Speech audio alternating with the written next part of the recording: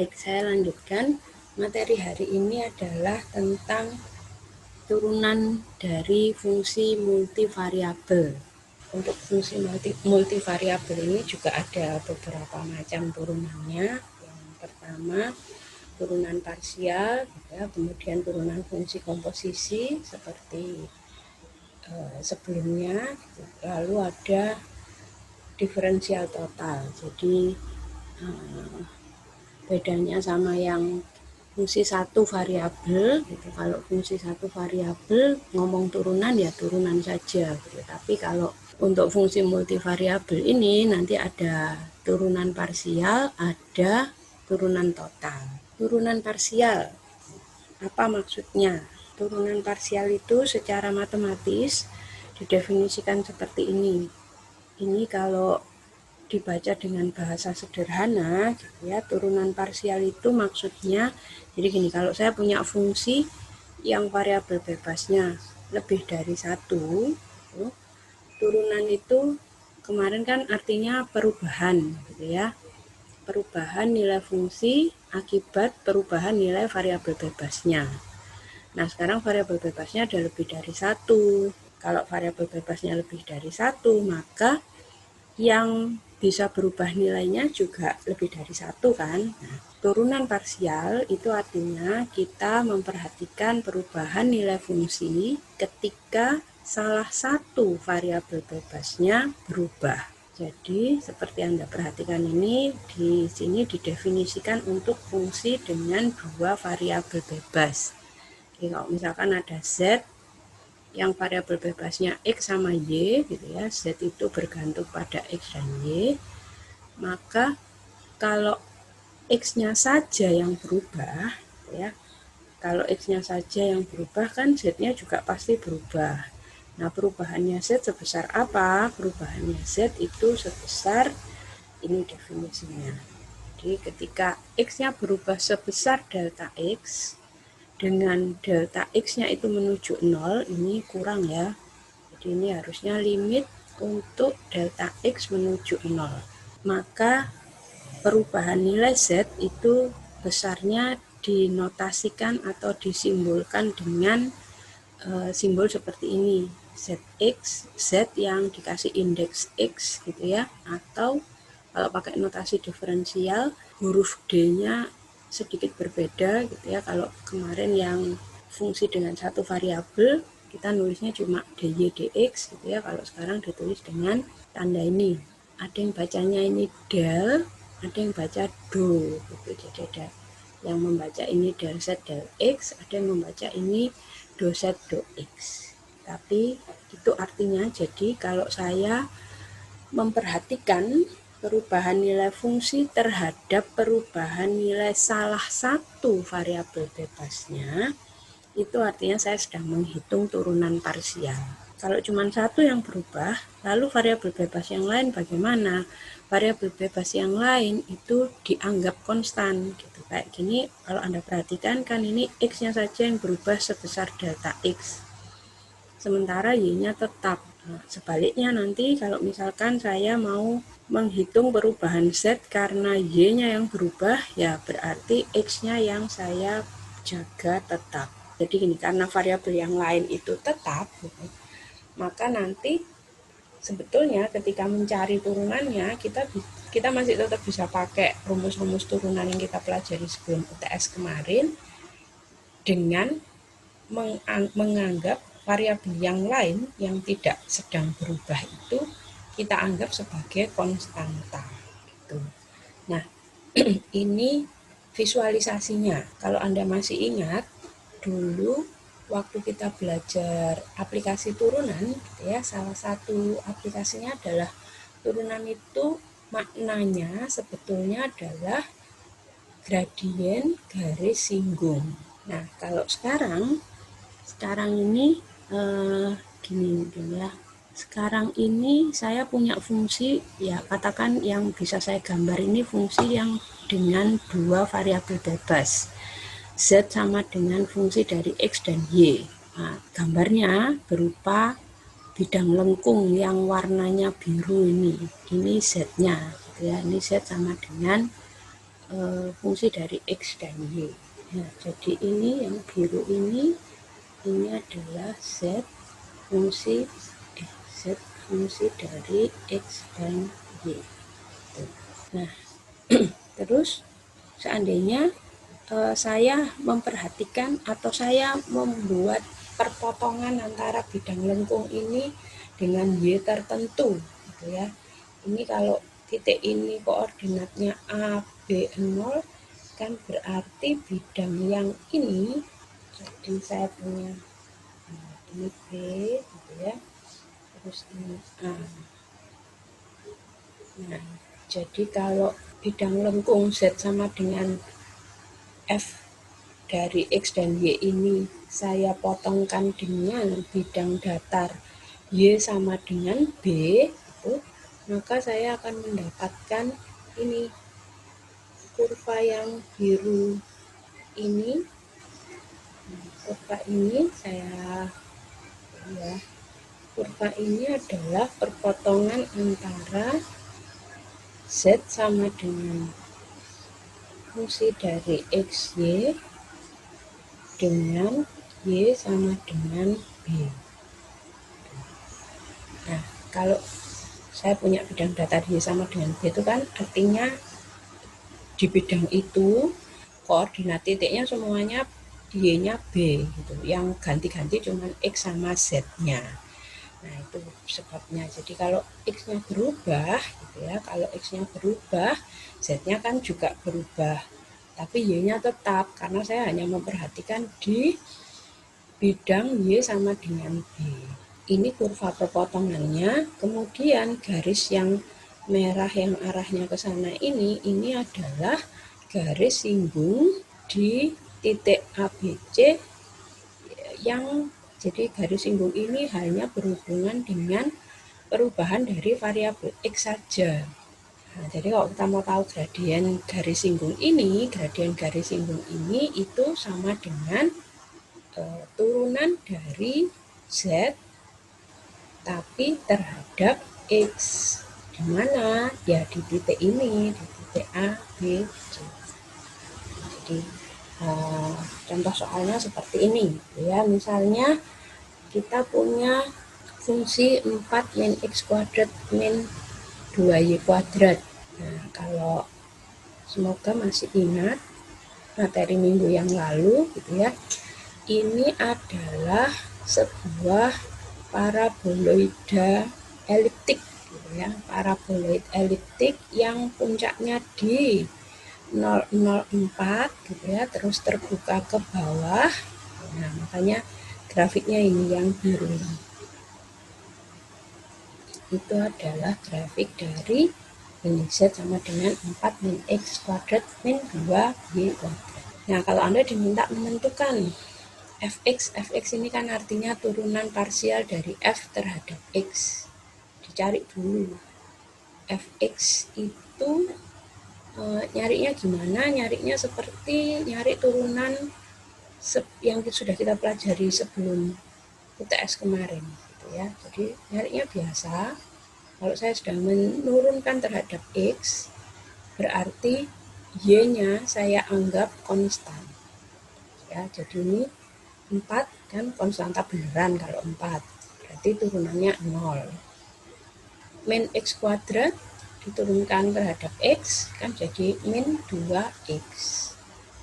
Nah, terus min 2Y kuadrat karena Y-nya dianggap konstan, maka ketika diturunkan terhadap X turunannya 0. Jadi itu sebabnya hasilnya del F del X itu adalah min 2X. Nah, kalau del F del Y apa? Kalau del F del Y itu gantian sekarang, yang dianggap konstan adalah X-nya. Jadi turunan suku pertama ini karena dia beneran konstanta, diturunkan terhadap siapapun kan 0. Nah, yang ini, suku ini sekarang karena sekarang X-nya yang dianggap konstan, turunannya ini 0 juga. Yang ini turunannya terhadap Y itu adalah min 4. Nah, lalu pertanyaannya tadi disuruh nyari apa? Disuruh nyari turunan pertama terhadap X di titik 11. 11 ini maksudnya kan berarti X-nya 1, Y-nya 1.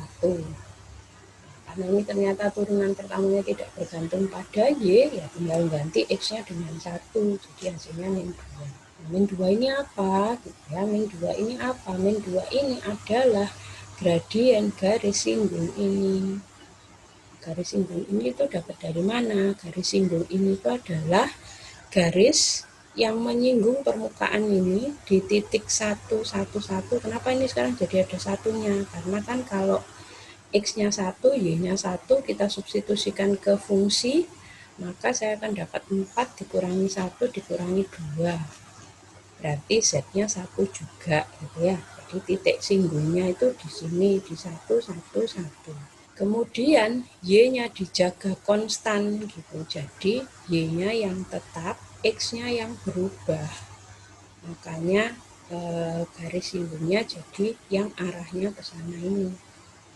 Berapa gradiennya? Gradiennya min 2. Jadi gradien yang min 2 ini kalau kita memperhatikannya dari bidang exposed ya, karena Y-nya kan dijaga konstan, jadi Y-nya nggak berubah-ubah. Nah, sementara kalau yang ini itu gradien garis yang mana? Kalau yang ini kan X-nya yang dijaga konstan, jadi X-nya yang tetap di X sama dengan 1. Titik singgungnya tetap sama, cuma sekarang arah garis singgungnya yang berbeda. Arah garis singgungnya ini berarti gradiennya min 4 itu kalau kita perhatikan di bidang YOZ itu. Ya, ini versi lain dari gambar tadi. Ya, jadi maksudnya kayak tadi kan ini dipotong sama bidang datar gitu sehingga hasilnya cuma kurva. Ini kalau ditinggal semuanya digambar kurvanya saja, jadi ini kurvanya ya, terus ini garis singgungnya, ini yang satunya kalau tadi yang X-nya yang tetap gitu ya. Nah, ini contoh-contoh yang lain. Jadi kalau cuman disuruh cari turunan parsialnya saja, ya Anda tinggal turunkan seperti yang tadi saya contohkan itu. Turunkan ke X berarti Y-nya konstan. Turunkan ke Y berarti X-nya konstan. Ya, lalu kalau ada turunan pertama, seperti biasa, pasti ada juga turunan kedua, ketiga, dan seterusnya. Nah, cuma sekarang Anda perhatikan baik-baik terhadap siapa gitu ya, karena variabel bebasnya lebih dari satu. Jadi kalau mau turunan kedua, turunan keduanya siapa terhadap siapa. Kayak gini kan, ini berarti turunan kedua dari turunan pertama yang terhadap X, terus diturunkan lagi ke X. Kalau kayak gini berarti yang tadinya turunan pertama terhadap X, diturunkan sekali lagi terhadap siapa, tapi terhadap Y. Jadi turunan kedua dari F terhadap X dan terhadap Y.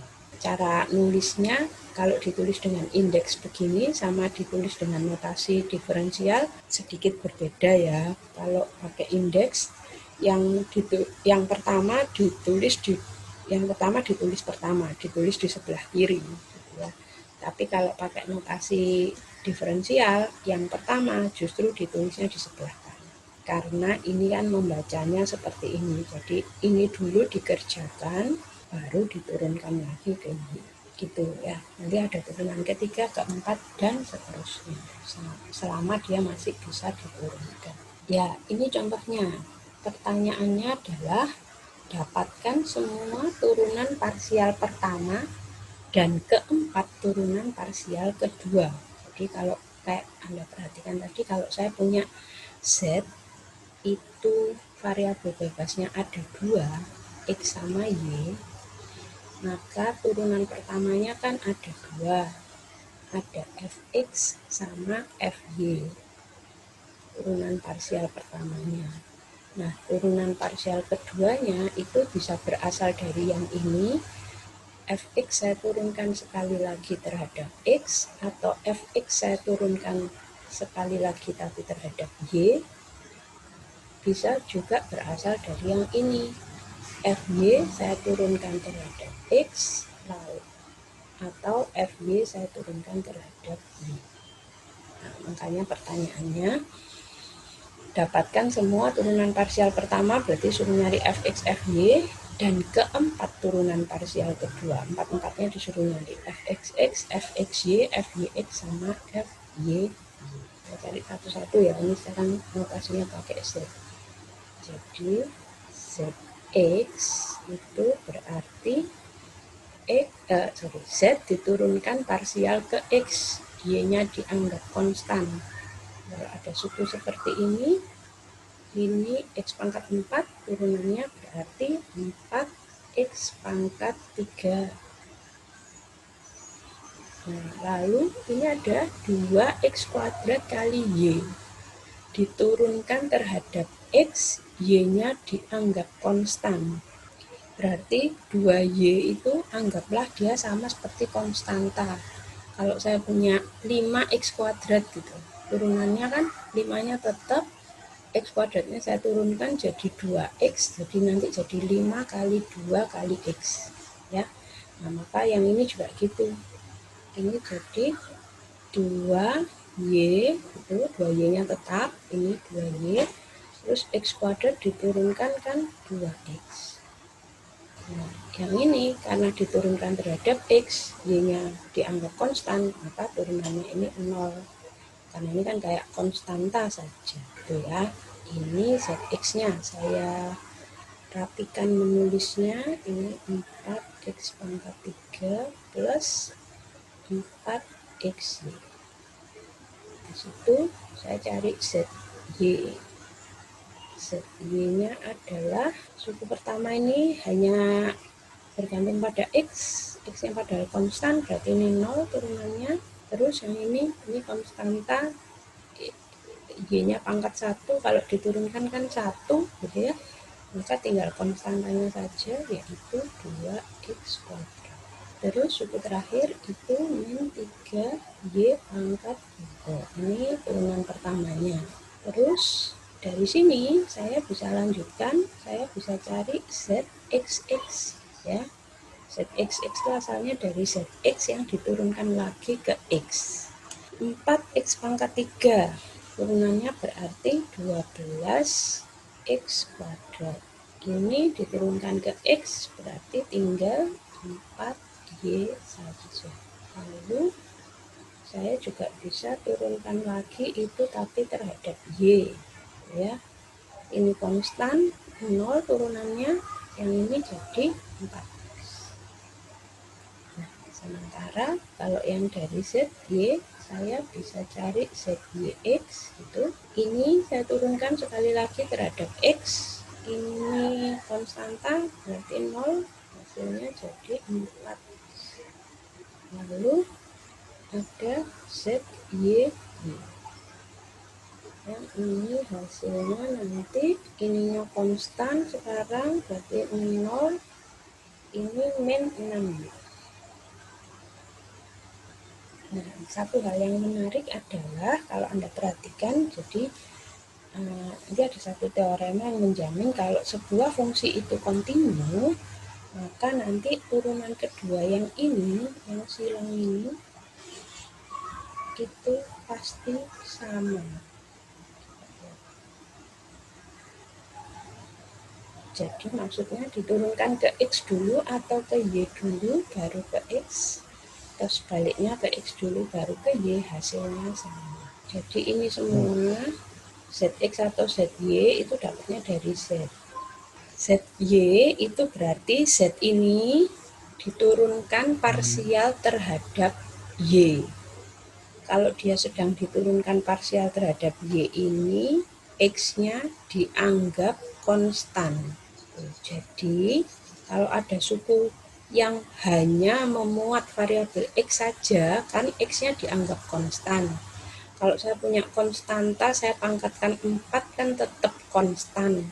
Nah, konstanta itu turunannya kan 0. Makanya ini kalau saya tulis lengkap, harusnya suku pertamanya itu 0 gitu.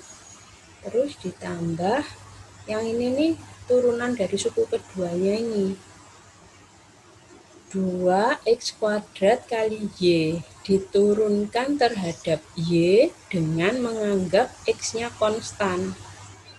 berarti kan sama aja kayak kamu misalkan nurunkan 10Y gitu. Turunannya apa? Tinggal konstantanya ya 10 gitu toh. Nah, ini tuh pada saat saya mencari ZY itu ini semua ini saya anggap konstan. Jadi ini semua tuh kayak 10 itu. Kayak konstanta biasa gitu. Maka apa hasil turunannya ya? Hasilnya kan konstanta toh. Tadi kamu bilang kalau 10Y saya turunkan hasilnya 10.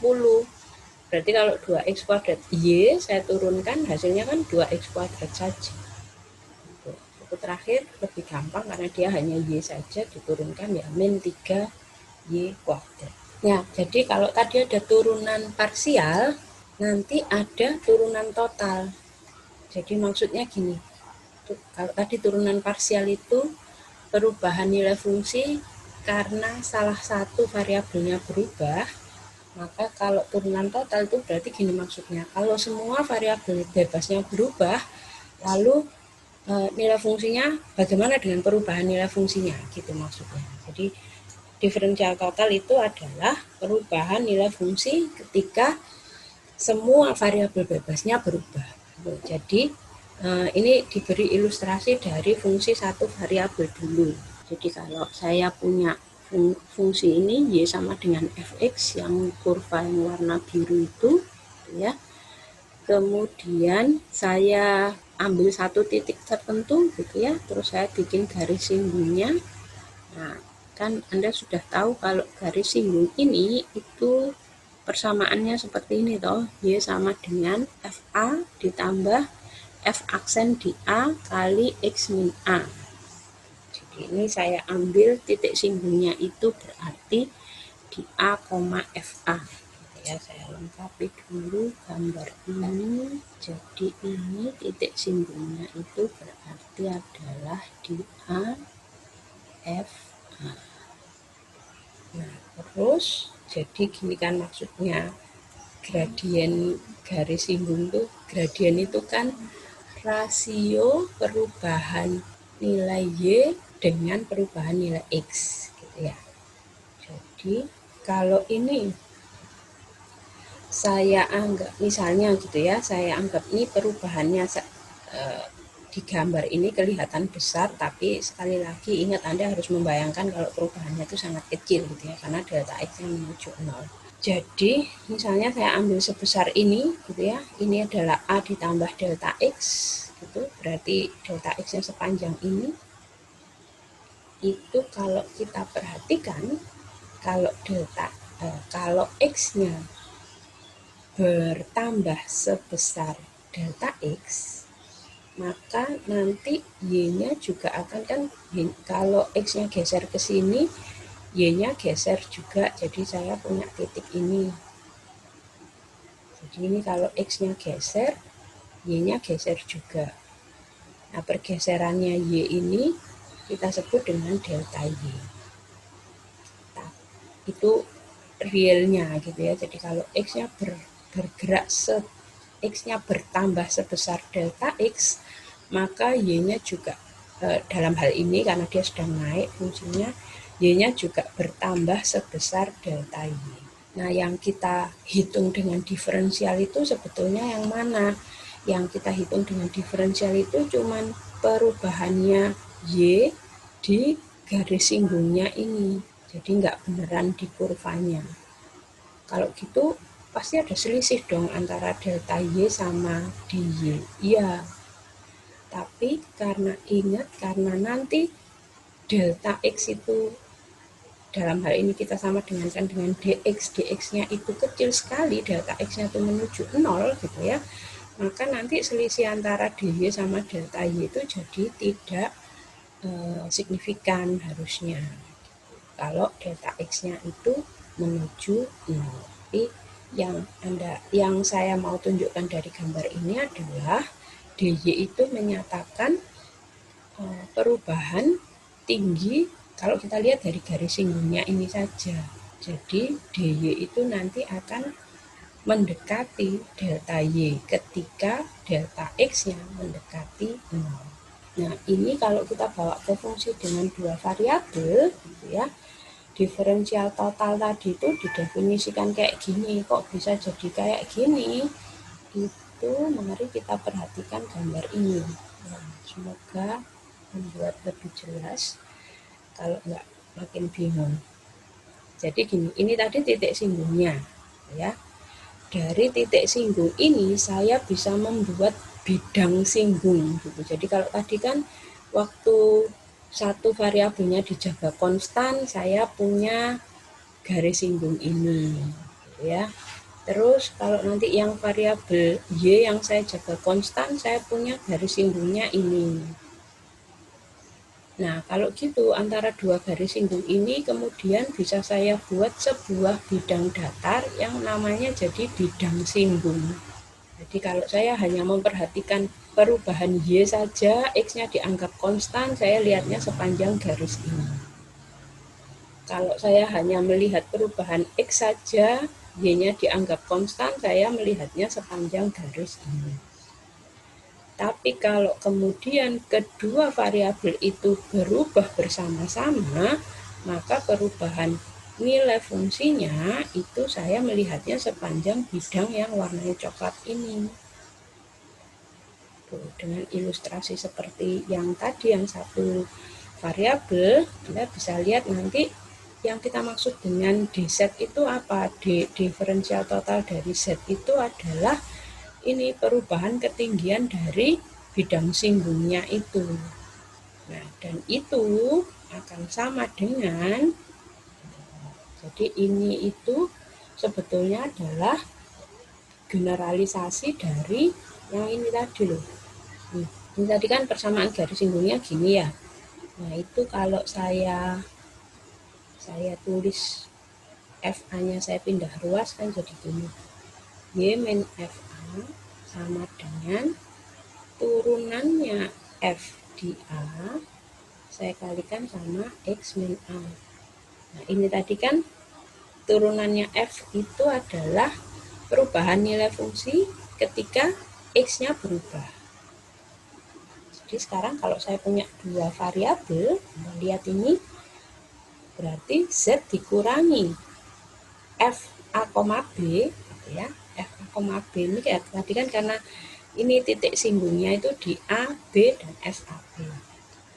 Jadi Z dikurangi F A, B itu sama dengan turunan terhadap X dikalikan sama X min A. Jadi kalau perubahannya X, ya kita kalikannya sama X min A, karena itu adalah besarnya perubahan dari X. Ditambah perubahan terhadap Y dikali sama Y min B.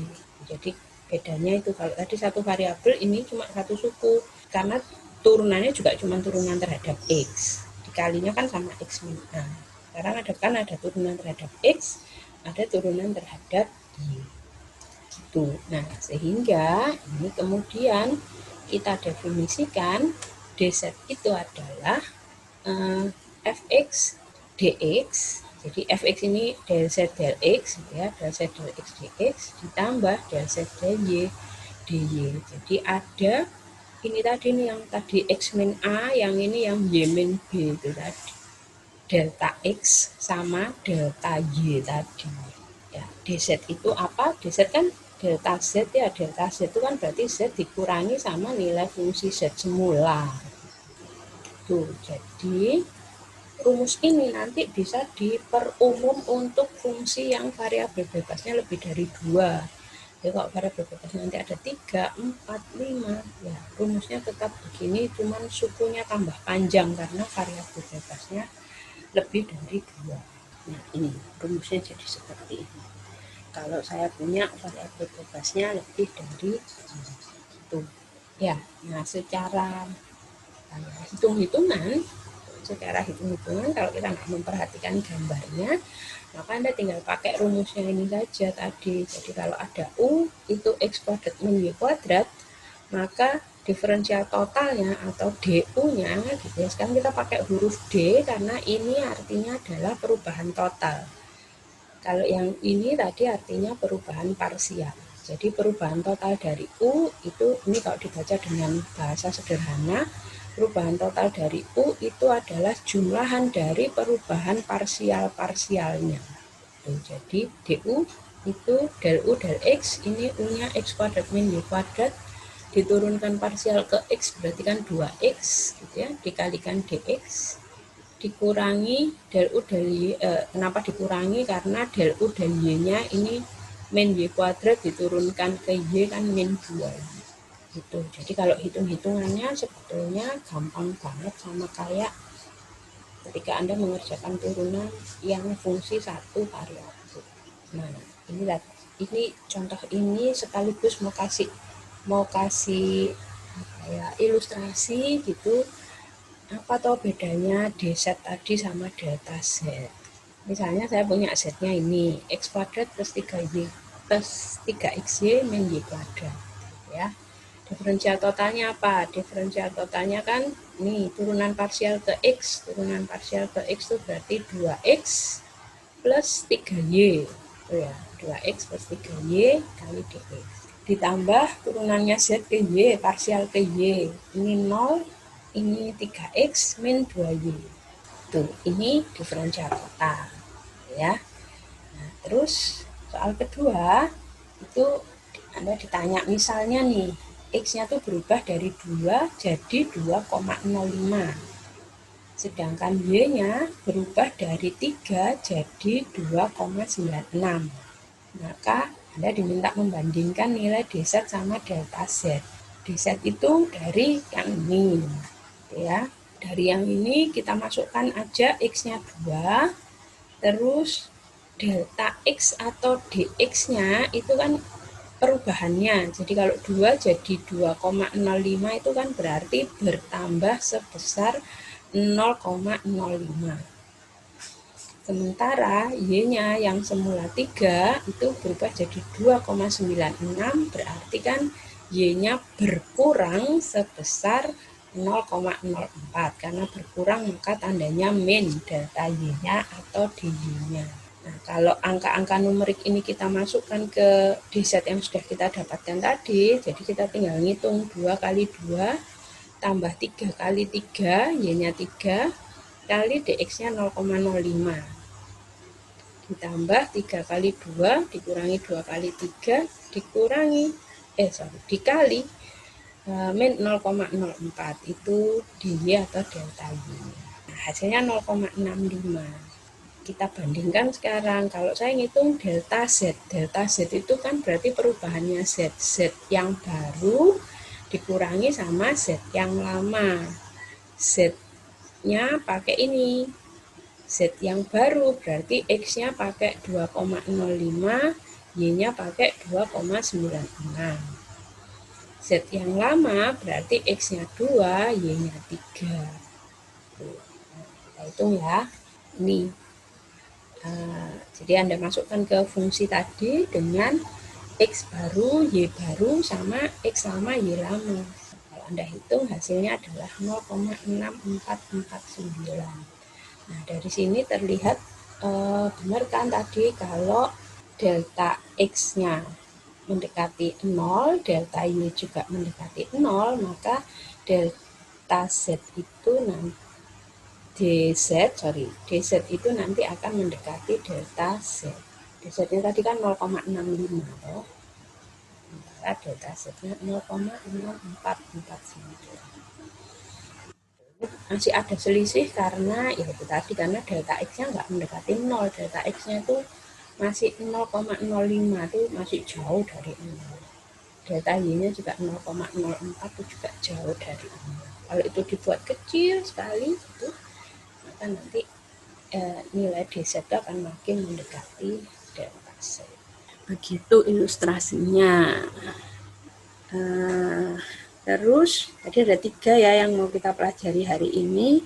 Pertama dan ketiga sudah, jadi turunan parsial sama diferensial total itu tadi sudah. Terus yang terakhir ini berarti aturan rantai. Diferensial untuk fungsi komposisi ya. Tapi sekarang variabel bebasnya lebih dari 1. Ini sebetulnya sama aja seperti ketika Anda menerapkan aturan rantai dulu. Jadi kalau saya punya z itu variabelnya x sama y, sedangkan x-nya adalah fungsi dari variabel T, Y-nya juga fungsi dari variabel T, maka gitu ya, sebetulnya kalau ini saya substitusikan ke sini, maka Z saya itu kan bisa saya bilang hanya bergantung pada satu variabel. Karena X-nya bergantung T, Y-nya bergantung T, kalau saya substitusikan ke sini semua, nanti Z-nya kan berarti hanya bergantung satu variabel, yaitu T.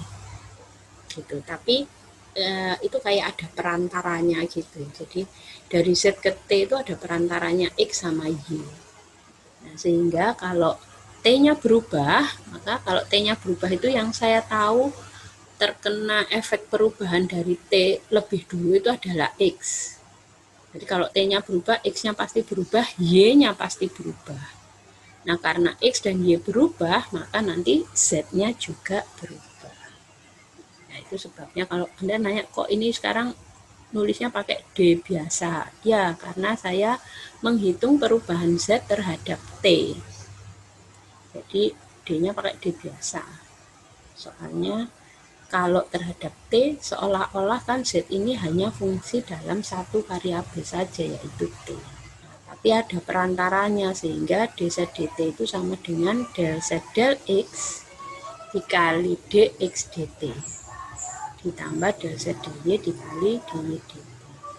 Begitu juga kalau misalkan X dan Y-nya tidak bergantung pada satu variabel saja, tapi X dan Y-nya juga bergantung pada dua variabel, yaitu yang satunya ini X-nya bergantung pada X dan Y bergantung pada U dan V. Nah, maka kalau gini saya nyarinya bukan dz du, tapi saya nyarinya del z del U parsial ini, karena kan ini kalau dua-duanya saya substitusikan ke sini nanti masih Z-nya masih fungsi dalam dua variabel, yaitu U sama V. Perubahannya masih perubahan parsial. Rantainya sama ya. Jadi Z ke X dulu, saya kalikan X ke U. Perubahan Z terhadap Y, lalu saya kalikan dengan perubahan Y terhadap U. Nah, kalau gini yang dianggap konstan variabel apa? Yang dianggap konstan adalah V. Gitu, karena saya nyari del Z del U. Gitu kan? Perubahan Z karena perubahan U. Berarti V-nya dianggap konstan. Gitu.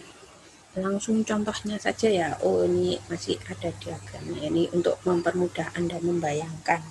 Jadi kalau saya punya Z, fungsi X, Y, X-nya fungsi ST, Y-nya juga fungsi dari ST, gitu. Maka kalau S-nya berubah, itu X akan berubah, Y akan berubah, perubahan X dan Y akan membawa akibat ke Z.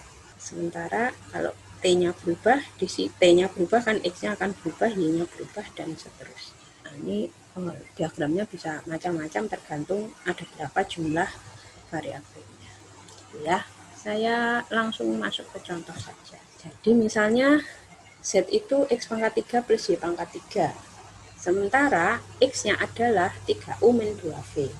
Dan Y-nya adalah 2U ditambah V. Maka kalau ditanya del Z del U, gitu ya, berarti kan del Z del X gitu, dikalikan del X del U, ditambah del Z del Y, dikalikan del Y del U.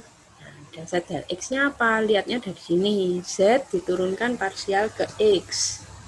Z diturunkan parsial ke X, Y-nya dianggap konstan kan, jadi 3X kuadrat. Terus dikali sama del X del U. X diturunkan parsial ke U, V-nya dianggap konstan, berarti 3 saja. Terus ditambah del Z del Y. Del Z del Y-nya sekarang 3Y kuadrat, karena X-nya dianggap konstan sekarang. Dikalikan sama del Y del U. Del Y del U-nya 2. Ya, terus dirapikan nulisnya, jadi hasilnya 9X kuadrat plus 6Y kuadrat. Dengan cara yang sama, Anda bisa cari del Z del V. Nyari del Z del V, nanti yang beda cuma di del X del V sama del Y del V-nya aja. Del Z del X sama del Z del Y-nya kan sama tetap. Terus yang terakhir, kalau saya punya fungsi implisit, jadi ada fungsi F, nggak bisa saya pisahkan, kayak ini dulu juga sudah pernah Anda pelajari dan Anda sudah tahu gimana cari turunannya gitu ya. Tapi sekarang dengan berbekal pengetahuan kita tentang diferensial parsial gitu ya, kita bisa bikin rumusannya untuk fungsi implisit ini. Jadi kalau saya punya f itu sama dengan 0, padahal f-nya fungsinya variabelnya x sama y gitu ya, maka kan saya tahu nih tadi diferensial totalnya f ya, jadi dari yang di atas itu kalau saya tahu f x y itu sama dengan 0 gitu kan, ini berarti kalau saya cari diferensial totalnya kan tetap 0 nih, wong fungsinya sama dengan 0 ya, turunannya juga pasti 0 toh. Nah, padahal dari rumus kita diferensial total tadi, kalau f-nya itu 2 variabel gini, berarti diferensial totalnya kan del f del x dx ditambah del f del y dy gitu kan, dan ini sama dengan 0. Nah, kalau persamaan ini semua saya kalikan sama 1/dx gitu, maka saya akan dapat ini. Jadi yang semula df saja itu kan akan jadi df dx. Terus ini yang bawahnya ini kalau saya kalikan dengan 1/dx ya ini jadi dx per dx, yang ini jadi dy dx. Nah, terus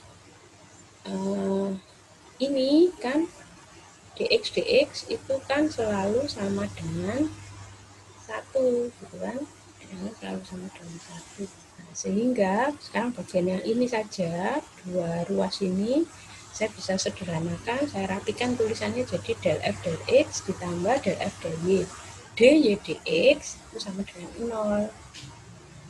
Nah, jadi dari sini ya, kalau saya tulis satu-satu dulu, dari sini tuh saya punya del f del x dy dx itu sama dengan min del f del x. Nah, sehingga dy dx nya sama dengan min del f del x dibagi sama del f del y. Itu jadi berbekal pengetahuan kita tentang diferensial parsial, kita bisa nyari turunan fungsi implisit yang dulu di materi sebelum UTS itu pakai rumus ini sekarang. Nah, jadi misalnya ini f-nya gitu ya, jadi ini f-nya adalah f x, y. Terus nanti ditanya dy dx. Tadi kan rumusnya kan dy dx itu rumusnya ini min del f del x dibagi del f del y. Berarti dari f ini dicari dulu del f del x nya, turunkan parsial ke x itu kan y nya dianggap konstan, jadi ini jadi y cos x plus 2x akar y. Terus f yang sama ini diturunkan parsial ke y, gantian sekarang x nya yang dianggap konstan, berarti yang y sin x turunannya jadi sin x saja, terus yang ini jadi x kuadrat kali setengah y pangkat minus 3. Nah, kalau udah dapat tinggal masukin ke rumusnya tadi, dy dx nya apa? Dy dx nya itu min del f del x, jadi min ini dibagi sama ini. Jadi yang dulu sebelum UTS kan, kalau sebelum UTS dulu ini Anda turunkan dulu setiap suku, ntar kalau ketemu sama turunannya y kalikan sama dy dx gitu toh, terus kumpulin suku yang ada dy dx nya, terus habis itu baru disederhanakan.